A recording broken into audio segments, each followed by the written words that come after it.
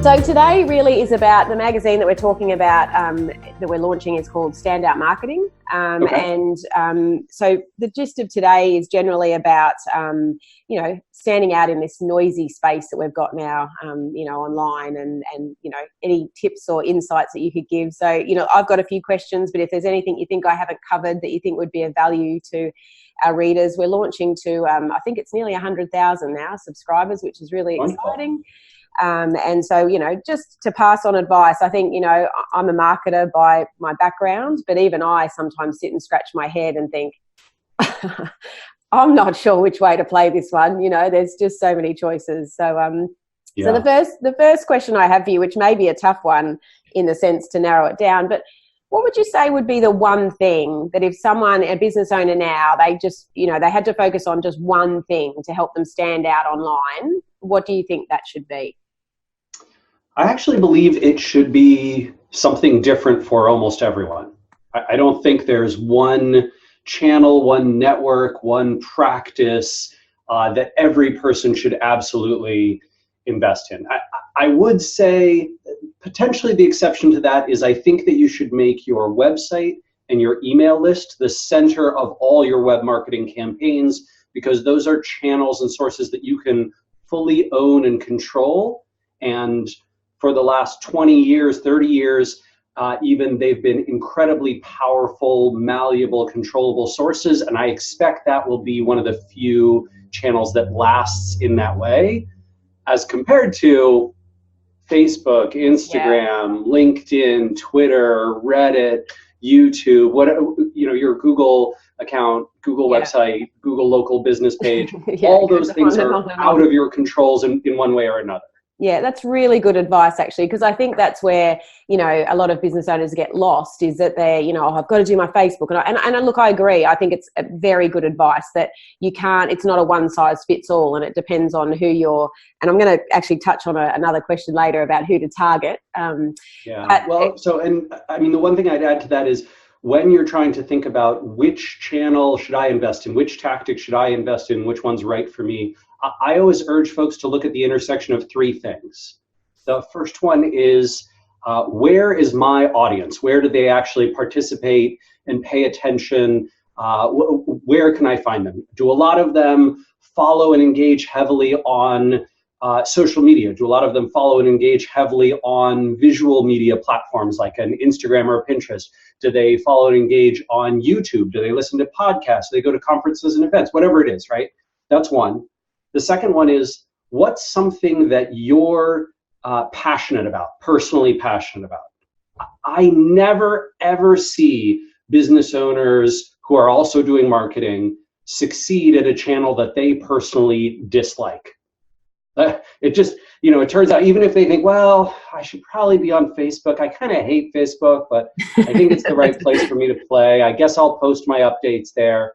Doesn't work. Yeah, right? It feels inauthentic. Someone who's truly passionate about podcasting, or they really love engaging on web forums and Reddit and places like that, or they're very visually focused, so they're great at Instagram and Pinterest and usually using photos on other visual mediums. Great, find that thing for you. And then the third one is somewhere where you can be uniquely valuable and more valuable than anyone else who's playing in the space. So if you've got these two, that your audience is on this platform, that you're personally passionate about it, but you don't have an answer to why are you uniquely valuable on that platform? Why are you uniquely better at that channel? Whatever it is. Yeah. You're not going to have it. But if you answer all three of those and you've got your channel. And you don't have to play. I think a lot of small business owners especially feel overwhelmed. Yeah. Right? They feel like, gosh, I cannot do all these different things. How can I be good at SEO and PPC and social and content? Blah, blah, blah. And you don't have to be. Yeah. You can pick one, especially to start with, one that fits those three criteria. That is, I'm going to put a note on this to say in the article and in this video, write that down, because that is extraordinary advice. Because it really is true, isn't it? I mean, people say to me, oh, you should be doing more lives and you should be doing, I'm not a big fan. I understand the power of them. I understand how valuable they are, but it just doesn't float my boat, you know, and I've got clients that say the same thing. So it's working out what fits and what I feel fits for me and where I can be. I think you're right. And so can our readers of our magazine be authentic, because I think it feels forced when you are pushing posts onto social that you really don't, you know, you're taking bad photos that you think you should put on Instagram. It comes across and smells of, or if you, I think, what would you say about if my clients particularly or other people's clients were hanging out on Facebook and it's not something I love, would you look at outsourcing it to say, look, I'm actually not good at it. I know my clients are there. Like, how much do you give away of your, you know, brand story and the, you know, and your delivery of content? I think if your brand is scaling and you have the, I'm going to say, both financial freedom and the brand openness and flexibility to be expanding beyond what you personally are good at and care about, yes, I think you can absolutely in-source that, right? Hire a director of marketing or hire a marketing person to run whatever your social channels, your SEO, your content, what have you. Or you can outsource that. I think those are fine. It's just in the early days, or when you don't really have the budget to put, I'm going to say, truly high quality talent behind that. I think that unfortunately a lot of folks go, well, what's the cheapest SEO provider I can find? What's the cheapest social media marketer I can afford? And that's not going to create a competitive advantage for you. I'd almost suggest putting that budget toward paid advertising until you ramp up to a point where you have, you know, $5,000, $10,000, $20,000 a month to put toward a new channel like that. It's great advice, because I think a lot of people just want to tick the box. Oh, look, there you go. I'm doing it now. I've ticked the box, and they don't look at the ROI or any return on investment. It's just, I've ticked that box. I have to. They're telling me I have to, so I will. So content's really important to us as publishers. You know, content's of huge value, and we battle with the content with, we publish magazines on behalf of, you know, different people. Standout Marketing is one of our brands, but, you know, one of the things I find with content is that it's another thing that people want to outsource. They want to outsource, and that's okay to be able to have writers write for you, but how important do you think it is? And I think you touched on it when you said, how can you be unique and offer, you know, value to people in your space? Where's the space where you can contribute and be of massive value? Is that where you think content sits, rather than just posting a blog once a week and ticking the box? Is it, you know, what's your idea of content and how to make it work? I think the frustrating part is that it is true that somewhere between 10 to 15, 16 years ago, just ticking the box in a number of these channels, content included, could move the needle for your business. Yeah, right. There were so many people searching and so few people serving content, especially in very niche places, that purely by virtue of publishing, just publishing alone, you could get value. But the equation is inverted, right? The supply now is as big or bigger than the demand. We're moving toward winner-takes-all markets in most of these channels as they mature, certainly in SEO. You can see that with Google. And so unless you can truly stand out, you are not creating value, and you're probably having, relatively speaking, negative ROI compared to investing in a channel where you can stand out. Yeah.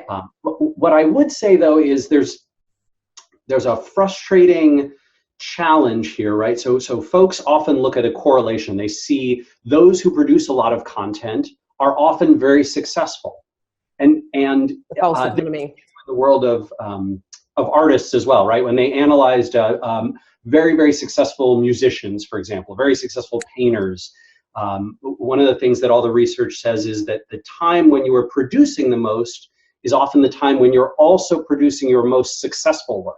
Yeah, right. And so if it is the case that you have the passion, you're trying to create the unique value, and you're also posting every day, and that's why you keep investing to sort of find your groove. Yeah. Awesome. Yes, a little bit of test and measure, a little bit of test and measuring. Totally. Yeah. However, if it is, hey, I'm doing this, it feels kind of rote, I am not finding a groove, I don't think I have passion for this, I'm creating purely to tick the box, not because I'm discovering new channels and I'm getting excited about, like, oh, hey, this piece I got a few visits on. Maybe tomorrow I'll get even more visits on the next piece. Yeah. That sort of exciting mountain climb, if you're not on that journey, then I'd probably stop.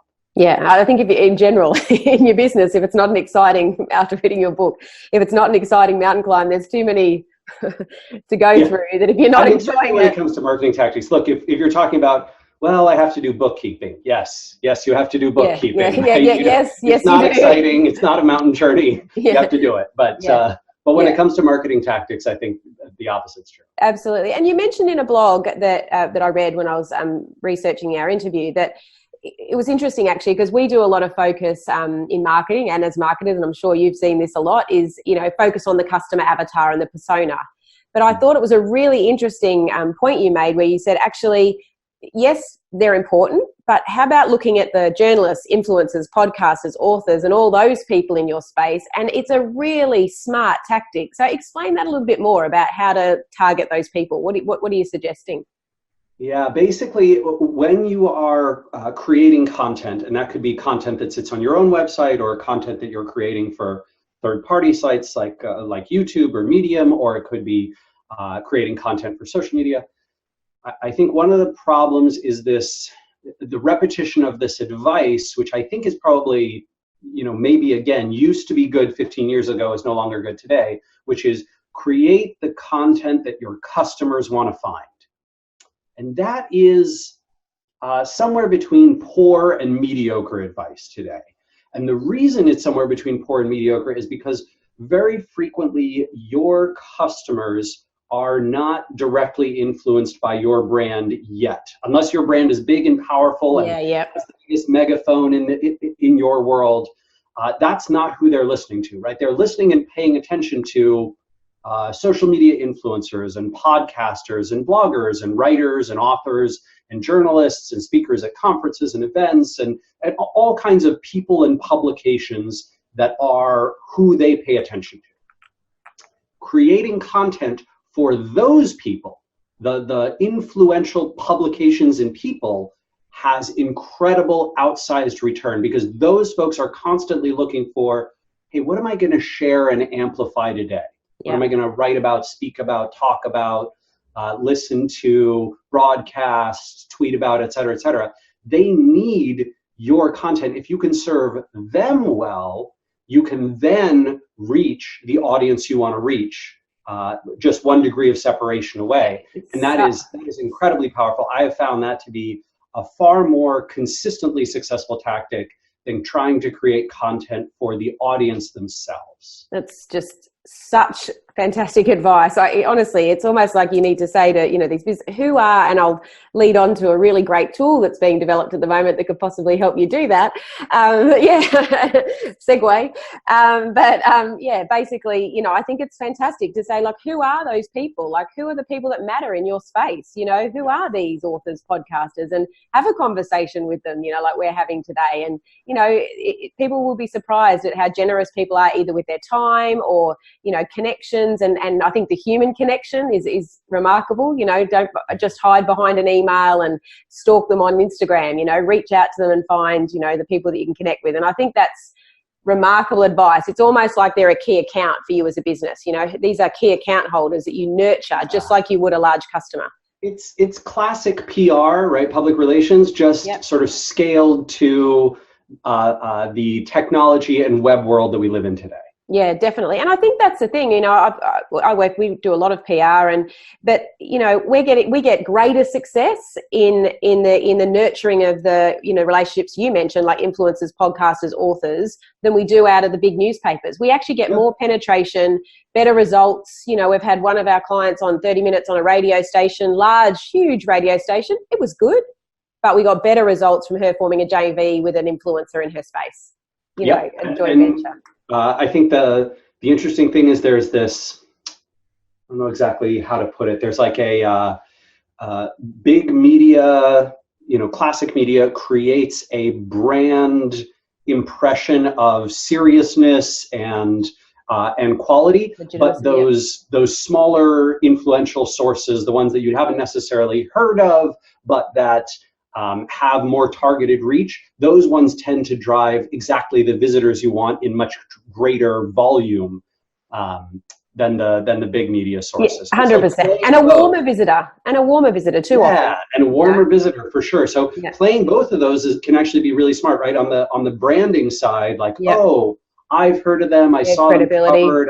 They were mentioned in the paper. I heard them on the radio. I saw them on television. Like those kinds of things are super valuable. They create almost like a level of brand trust that's hard to otherwise achieve. Yes. And then, playing the influencer or smaller media, smaller publication game can have that direct visitor impact. Yeah, it's great advice for your content strategy is to just have a look at these people and what do they want? What sort of content do they want you to deliver? If there's someone particular, do they like a video? Do they like whatever it is? Don't create what you like, create what they need, basically. In a ton of spaces, what I've seen work extremely well, B2B and B2C, is research. They love citing research, right? This is true across big press and media. It's true on, smaller influencers, experiments that you run, surveys that you run, insights that you can pull from data that you have unique access to that no one else does. All those kinds of things. Yeah, and that ties back into what you said about offer a unique, valuable. What can you be to make yourself unique and valuable? Well, is anyone else in your space doing a survey to answer a question that that your particular audience want to have an answer to? So I'm going to wrap it up now with one last question. I'd love to hear about your new project. I've signed up to make sure that I hear about when it launches. So tell us about Factura, what it's all about and what you're hoping to achieve with it. Yeah, it's similar to some of the conversations we've been having today. So Factura, my co-founder and I, Casey, we had this insight that it is really, really difficult for small businesses and smaller agencies in particular, but true across the business spectrum, to understand where and to what your audience pays attention, right? So, Robin, I don't know, for example, if you have background in this area, but if you and I started a new company today and we were trying to reach interior decorators on the West Coast of the United States, I have one person in my LinkedIn network who is connected to one interior designer. Yeah. I just don't know them at all, right? I have no idea how to reach that market. Yeah. We create a new lighting design firm. That's our audience. That's who our target audience is. Yeah. Conferences and events do they go to? Yeah. Who do they subscribe to on YouTube? What podcasts do they listen to? Which influencers do they pay attention to? What websites do they read? What brands and publications are big? I think I've heard of Architectural Digest. Is that still big with that group? Or is that somebody else? I don't know. Yeah. Figuring that out is incredibly difficult. And so Factura is essentially a tool to help solve that. Casey and I crawl the web. We crawl a bunch of social profiles. We build these kind of 70 million-ish right now and growing individual profiles. We don't keep personalized, don't use personal information at all. Yep. But we then say, okay, we have 17,000 profiles that in their bio say they're interior designers. And of those, 940 are on the West Coast.